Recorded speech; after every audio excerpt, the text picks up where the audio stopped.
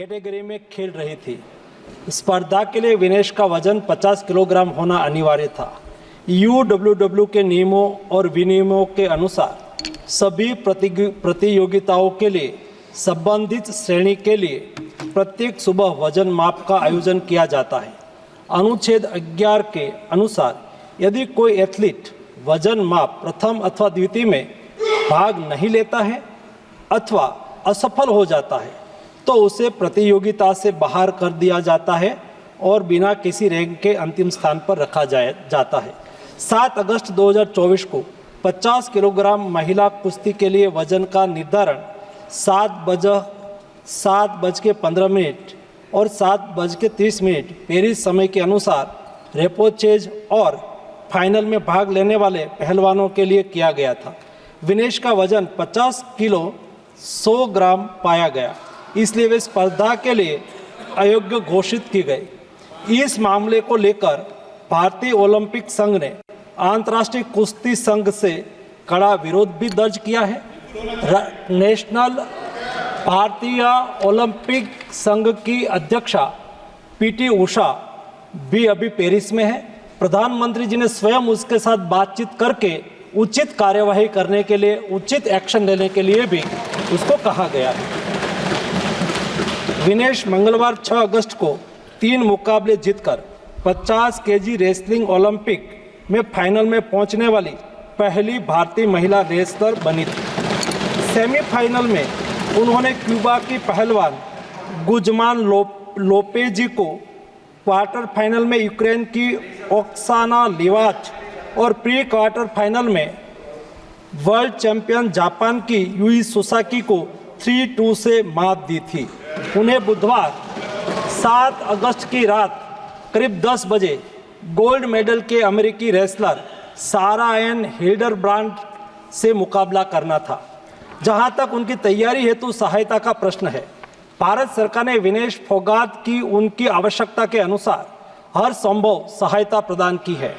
उनके लिए personal staff भी नियुक्त किए गए हैं जो अपने क्षेत्र के विशेषज्ञ हैं। उनके साथ हंगरी के विख्यात कोच ओलेर अकोस और फिजियो अश्विनी पाटिल हमेशा रहते हैं।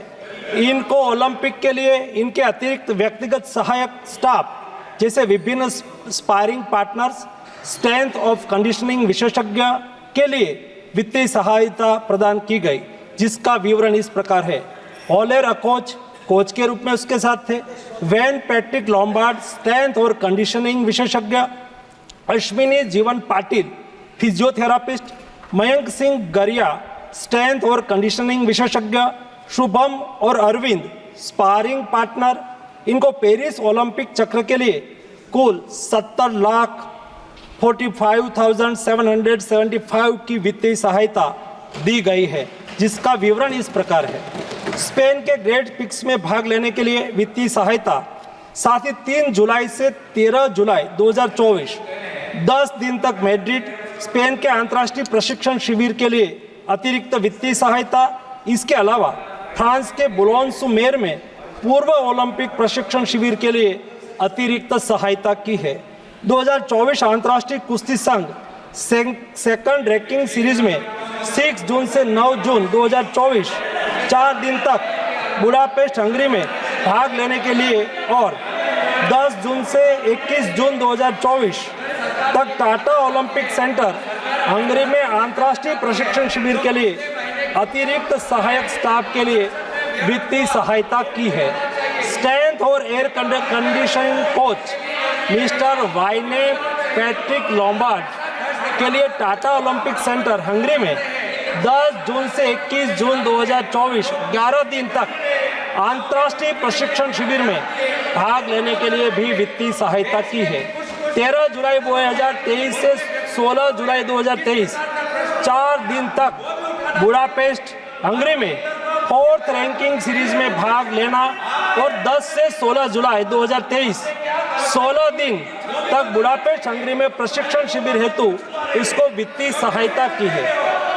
वेल्नेकेन बुल्गारिया में 10/11/2022 से 3/12/2022 तक प्रशिक्षण के लिए वित्तीय सहायता दी है। उनके रिहाई प्रक्रिया के लिए आवश्यक उपकरण खरीदने के लिए भी वित्तीय सहायता की गई है। 2020 टोक्यो ओलंपिक चक्र में 1,13,98,224 रुपये का आर्थिक सहयोग उसको किया गया था। 224 पेरिस ओलंपिक चक्र में भी टारगेट ओलंपिक पोडियम स्कीम में 53,35,746 और वार्षिक ट्रेनिंग एवं स्पर्धा कैलेंडर में 17,10,000 कुल मिला के 17,45,775 रुपया हमारे खिलाड़ी को आर्थिक सहायता करके उसको